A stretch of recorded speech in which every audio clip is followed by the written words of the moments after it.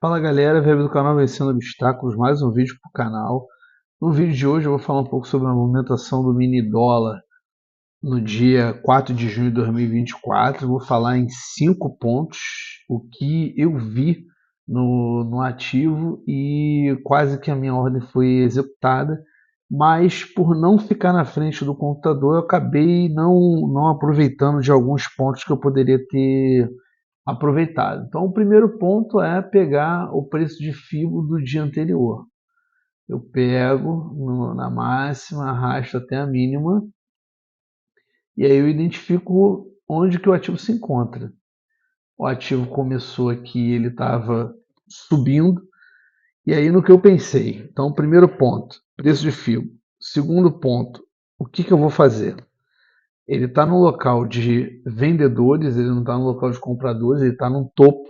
Então, no topo a gente busca uma venda, no fundo a gente busca uma compra. Como ele está nessa área, eu fui buscar uma venda no local mais próximo de onde o preço se encontrava.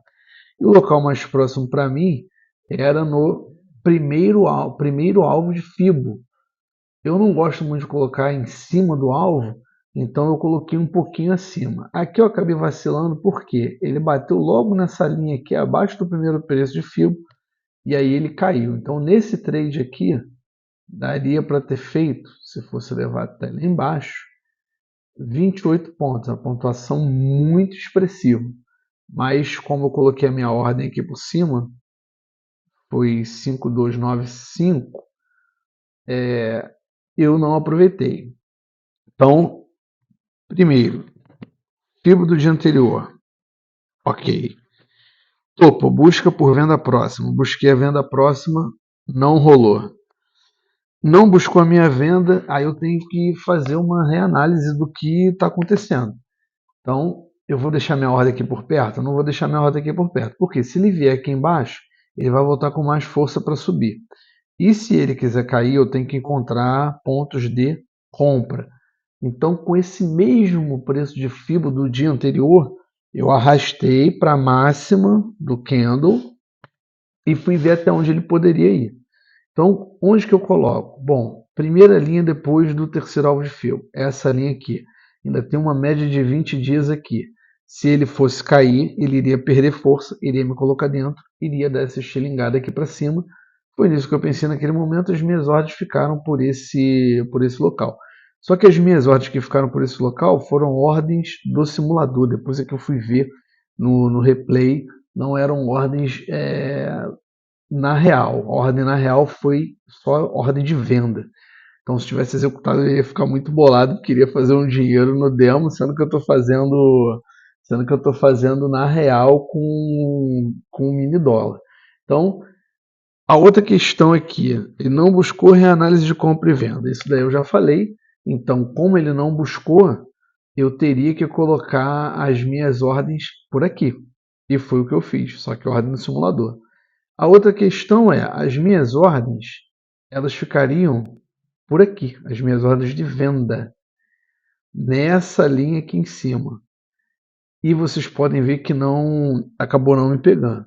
Agora, uma questão interessante, que é um ponto que eu separei, é como é fundamental o segundo alvo de FIBO, 50% de Fibonacci.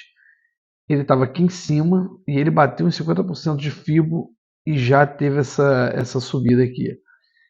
Se eu estivesse acompanhando, não estivesse estudando, eu poderia muito bem marcar esse ponto aqui para tentar fazer realmente uma compra e fazer um bom negócio. Mas se não opera, eu não consegui aproveitar esse ponto de vista por não estar na tela e por estar fazendo outro tipo de coisa. Que na verdade é estudar para a prova do mês que vem. Então eu venho, dou uma olhada na tela, vejo para onde o preço está indo e deixo as minhas ordens na pedra. Se executou, executou. Se não executou, não executou. Eu não tenho como ficar acompanhando, eu tenho que fazer outras coisas. Futuramente, né, quando eu estiver numa outra situação, numa outra circunstância, aí de repente eu posso fazer esse estudo aí, aplicar e de fato fazer uma grana maneira. Mas aí tem o último ponto, que é esse quinto ponto que eu deixei aqui, que é interessante também.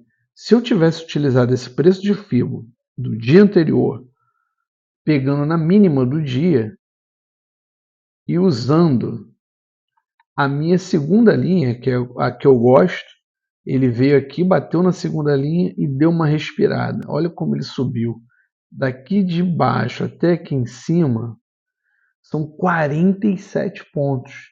Então, se eu tivesse esse ponto de vista de 50% de FIBO, eu teria como pegar essa movimentação aí e ia ficar só de boa, né? Ia ficar só de boa aqui, acabou 30 minutos, arrasta meu stop para cá, acabou 30 minutos, stop para cá, 30 minutos, stop para cá. 30 minutos, o stop para cá. Acabou esse daqui, eu boto na máxima dele, eu só iria tomar um stop loss aqui. E eu não falaria de 40 pontos, mas falaria de 44 pontos e meio.